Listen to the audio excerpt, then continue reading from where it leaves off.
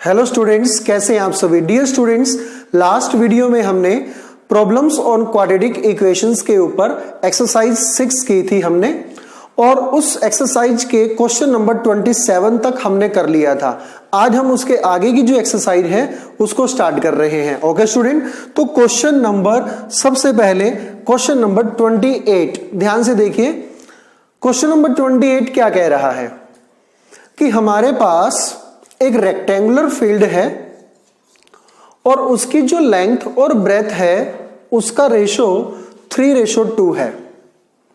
और सेकंड बात क्या कह रहा है कि अगर लेंथ में 5 यूनिट का इंक्रीमेंट कर दें, केवल लेंथ में 5 यूनिट का इंक्रीमेंट कर दें, तो जो उस रेक्टेंगल का एरिया है वो क्या हो जाता है 2600।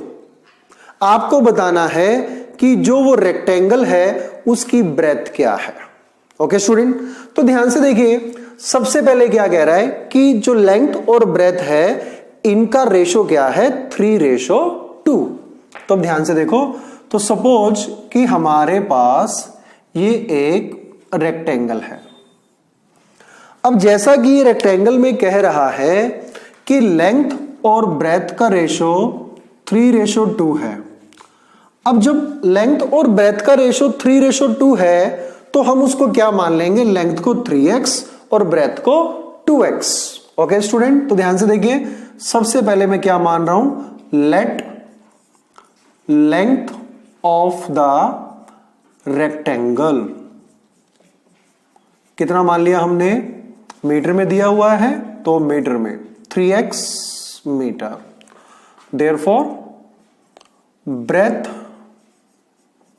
ऑफ रेक्टेंगल क्या हो जाएगा 2x मीटर। ओके स्टूडेंट, अब ध्यान से देखिए क्या कह रहा है कि अगर लेंथ में, अकॉर्डिंग टू क्वेश्चन, कि अगर लेंथ में 5 मीटर का इंक्रीमेंट कर दे। अभी स्टूडेंट लेंथ कितनी है 3x, और 5 मीटर का इंक्रीमेंट कर दे तो जो न्यू लेंथ होगी वो क्या होगी 3x + 5 मीटर। तो लेंथ में 5 मीटर इंक्रीमेंट करने के बाद जो एरिया होगा वो क्या होगा 2600 metre square. And you know very well what is the formula of area of rectangle, length into breadth. Okay student, तो अकॉर्डिंग टू क्वेश्चन लेंथ में इंक्रीमेंट किया 5, तो नई लेंथ हमारे पास क्या हो गई 3x + 5, और ब्रेथ कितनी है हमारे पास 2x, और आपको पता है एरिया कितना गिवन है 2600। ध्यान से देखिए student, this is length, this is breadth and this is area. You know very well कि जो रेक्टेंगल का एरिया होता है वो क्या होता है हमारा लेंथ इनटू ब्रेथ। और क्वेश्चन में पूछा क्या है, जो ब्रेथ है आप उसकी वैल्यू बताइए। अब ब्रेथ की जो वैल्यू है वो क्या है 2x, तो सबसे पहले हमें x की वैल्यू निकालनी पड़ेगी। ध्यान से देखिए स्टूडेंट, अब जो 3x + 5 × 2x है, यहां पर आप इनकी क्या करेंगे मल्टीप्लाई, 3x + 5 × 2x = 2600। करिए मल्टीप्लाई, 6x² + 10x - 2600 = 0। 2 से डिवाइड करते, 3x² + 5x - 1300 = 0। अब ध्यान से देखिए स्टूडेंट, जब हम इसके फैक्टर बनाएंगे तो 1300 × 3, how much is that 3900। It means you have to divide 5 into 2 parts such that their sum is 5 but product is 3900. It means the two factors will be 65x minus 60x minus 1300 is equal to 0. Now take common, x common, 3x plus 65 minus, what is the common from here 20,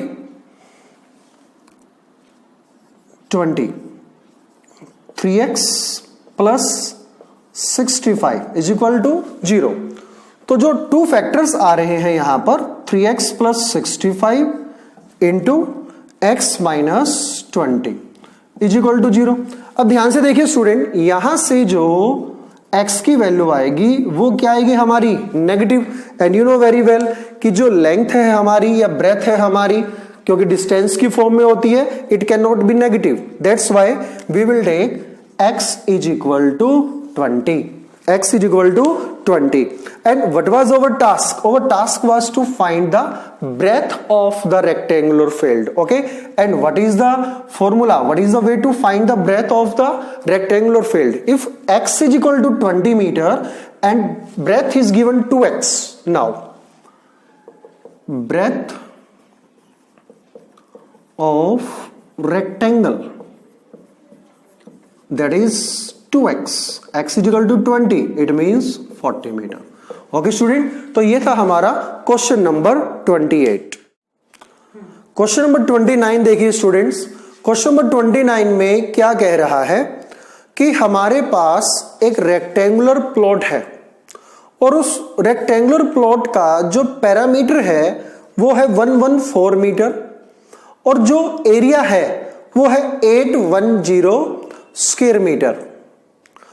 अब इस question के 3 parts हैं। First part में क्या कह रहा है कि सबसे पहले आपने जो रेक्टेंगुलर प्लॉट की ब्रेथ है उसको फाइंड आउट करना है। कब फाइंड आउट करना है? कि पैरामीटर को कंसीडर करके। Okay student. और सेकंड पार्ट ये है कि जब हमारे पास लेंथ और ब्रेथ आएगी x की टर्म्स में और एरिया आएगा, उसको यूज करके आपने एक क्वाड्रेटिक इक्वेशन बनानी है। और थर्ड पार्ट क्या है कि जो सेकंड पार्ट में क्वाड्रेटिक इक्वेशन बनेगी उसको सोल्व करके इस रेक्टेंगुलर प्लॉट की लेंथ और ब्रेथ निकालनी है। ओके स्टूडेंट, तो करते हैं हम क्वेश्चन। ध्यान से देखिए, तो ये है हमारे पास एक रेक्टेंगुलर प्लॉट। अब ध्यान से देखो, ये रेक्टेंगुलर प्लॉट है। अब क्या दिया हुआ है? इसका पैरामीटर कितना? 114 मीटर। और दूसरा क्या दिया हुआ है? इसका area. P stands for parameter and A for area.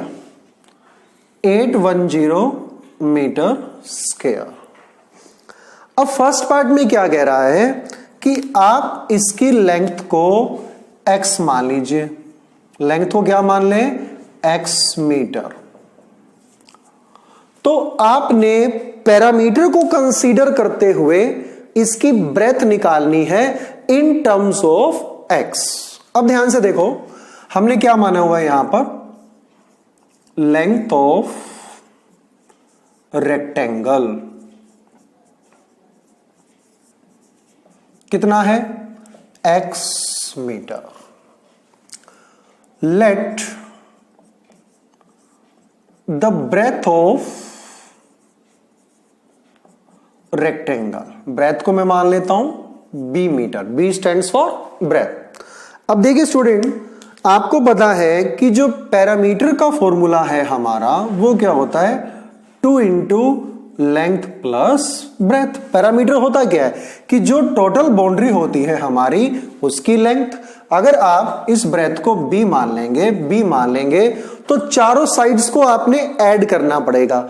जब 4 साइड्स को हम ऐड करते हैं तो 2x आता है और 2b आता है और 2 कॉमन लेने के बाद l प्लस b आता है। अब ध्यान से देखिए, पैरामीटर क्या है?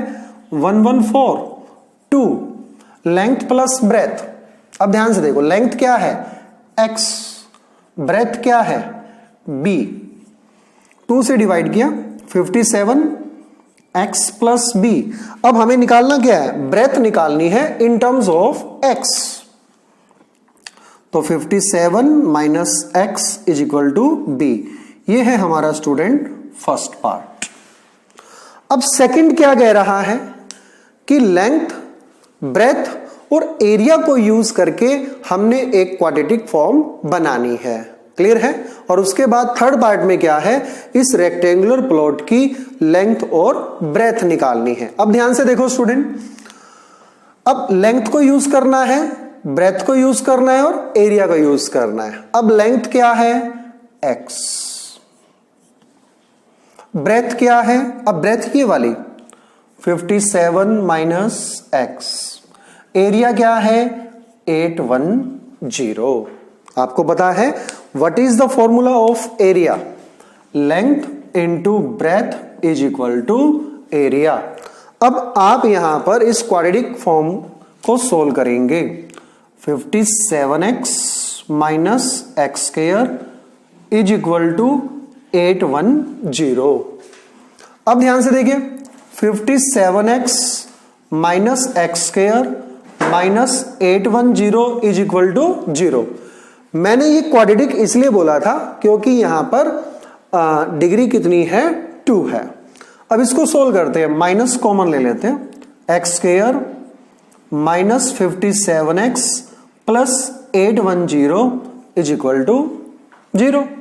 अब 57 के हमने पेयर बनाने हैं, x square minus 30x minus 27x plus 810 is equal to 0। x minus 30 minus 27 x minus 30 is equal to 0।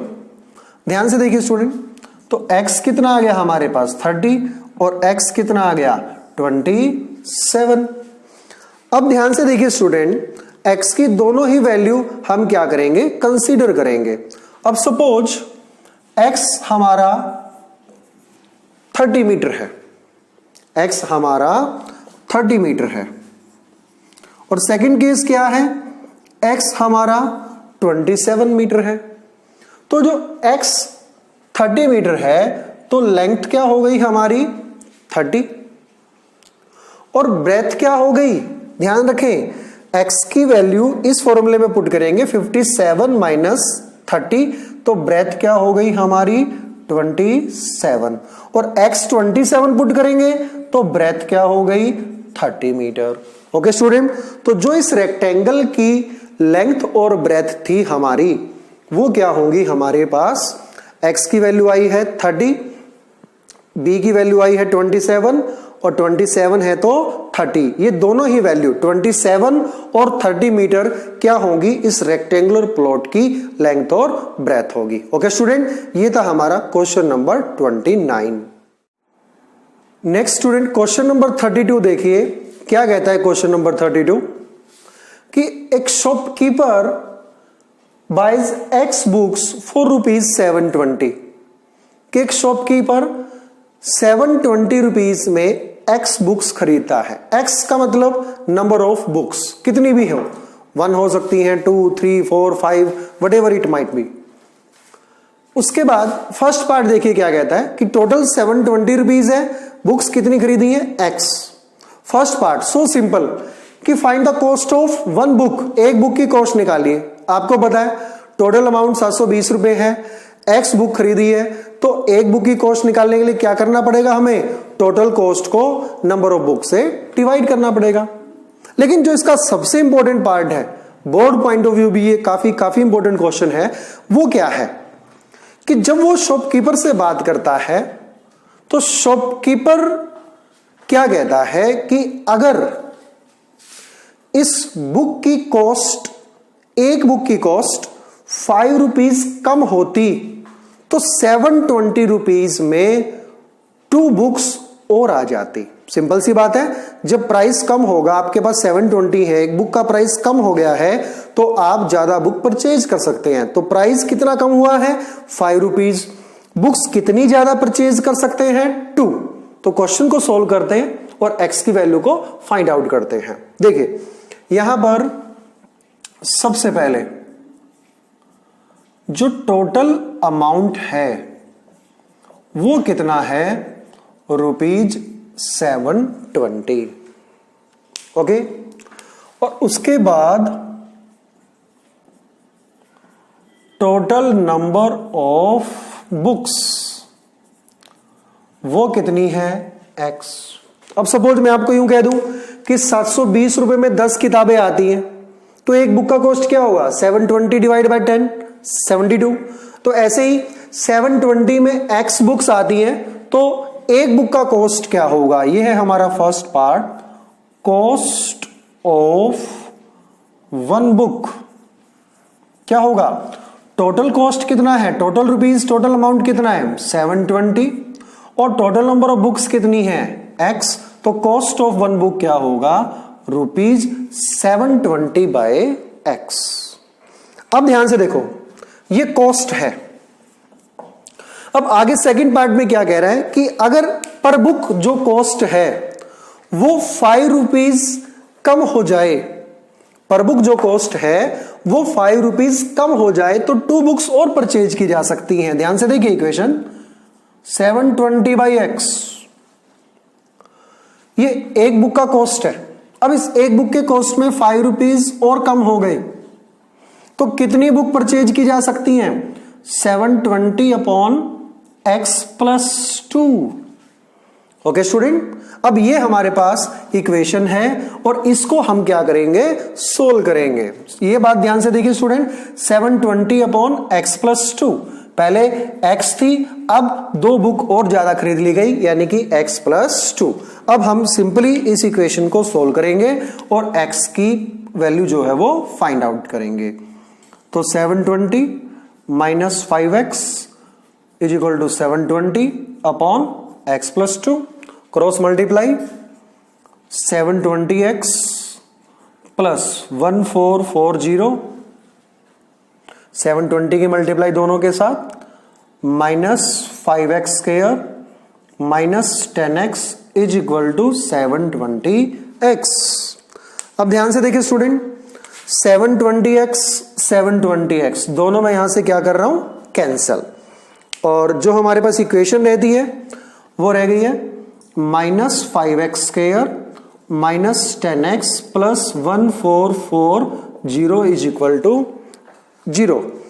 Minus common ले लीजिए, 5x square plus 10x minus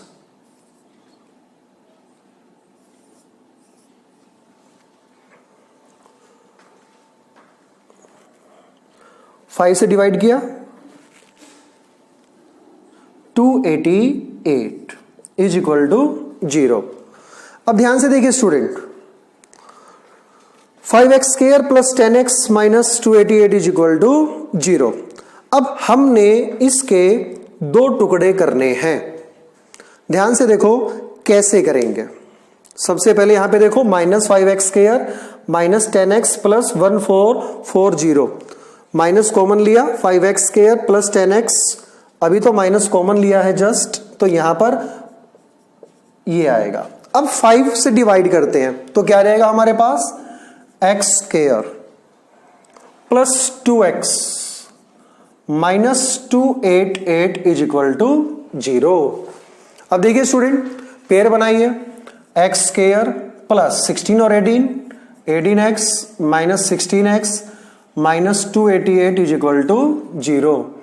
x common, x plus 18 minus 16 x plus 18 is equal to 0, x is equal to 16 x is equal to minus 18।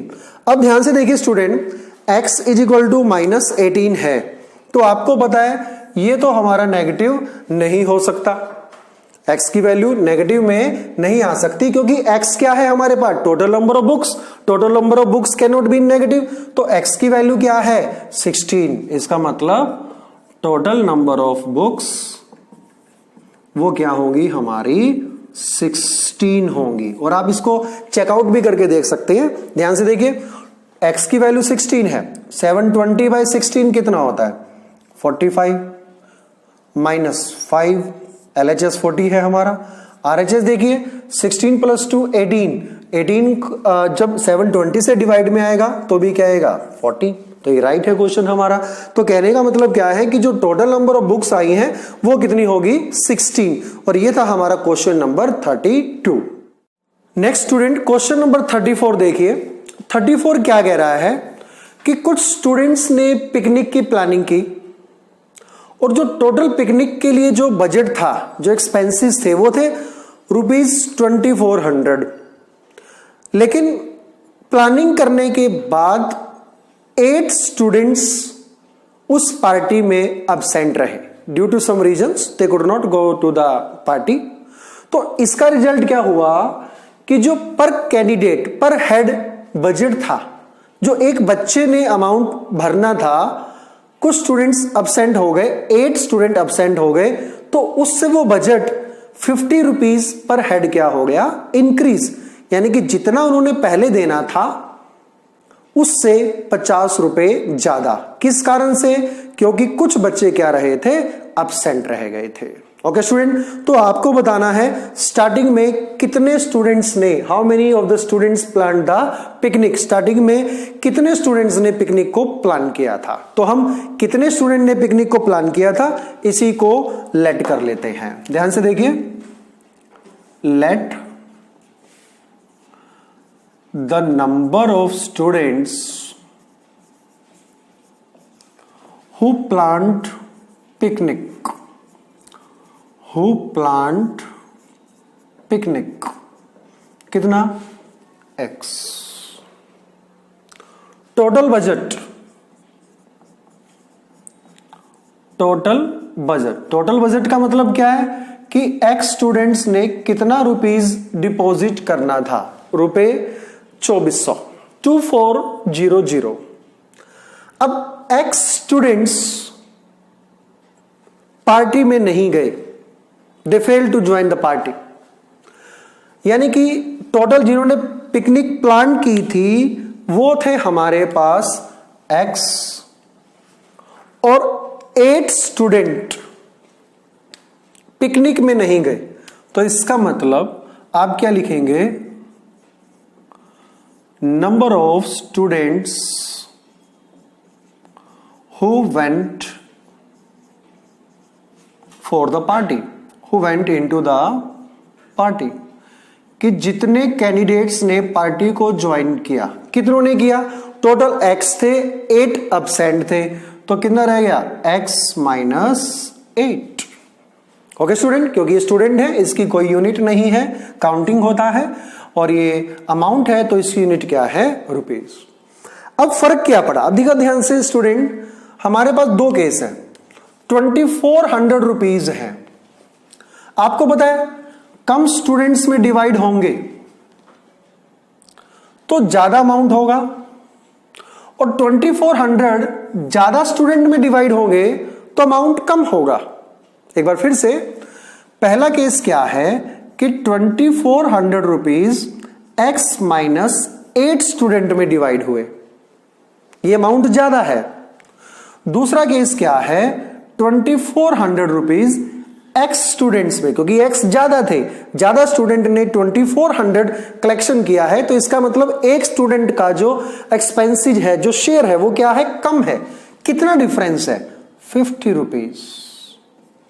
Okay student, ध्यान से देखिए इस equation को, 2400 upon x - 8 minus 2400 upon x is equal to ₹50। Now what we have to do, we have to solve the equation by taking LCM, x - 8 into x, तो 2400x minus 2400 x minus 8 is equal to 50।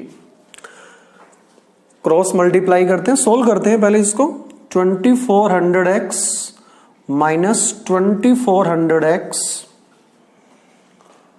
Plus 800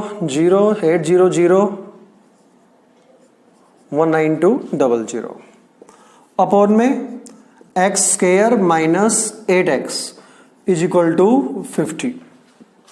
अब ध्यान से देखिए student, 2400x minus 2400x cancel out हो जाएगा। अब ध्यान से देखो, क्रॉस मल्टीप्लाई करिएगा, 50x square minus 400x is equal to 19200। 50 से डिवाइड कर ले सारी इक्वेशन को, तो x square minus 8x is equal to 50 से डिवाइड करिएगा 192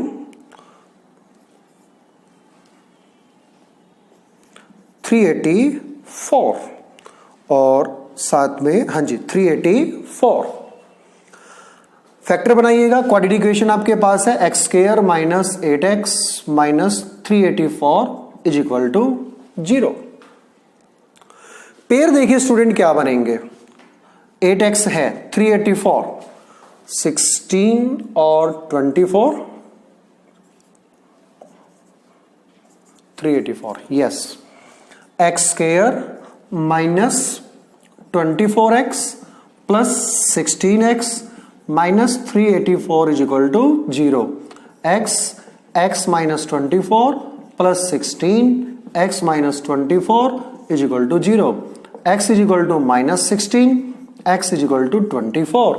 अब ध्यान से देखिए स्टूडेंट, क्योंकि जो x की वैल्यू है वो यहां पर नेगेटिव है तो ये तो इम्पॉसिबल है। इम्पॉसिबल क्यों है? क्योंकि x क्या है हमारा, number of student who plan for picnic. अब स्टूडेंट्स की जो काउंटिंग है वो नेगेटिव नहीं हो सकती है, तो x क्या है हमारा 24, यानी कि जिन स्टूडेंट्स ने पिकनिक की प्लानिंग की थी वो स्टूडेंट कितने थे हमारे 24। ओके स्टूडेंट, तो ये था हमारा एक्सरसाइज, ये था हमारा क्वेश्चन नंबर 34 और ये था हमारा chapter number 6 problems on quadratic equation. Thank you students.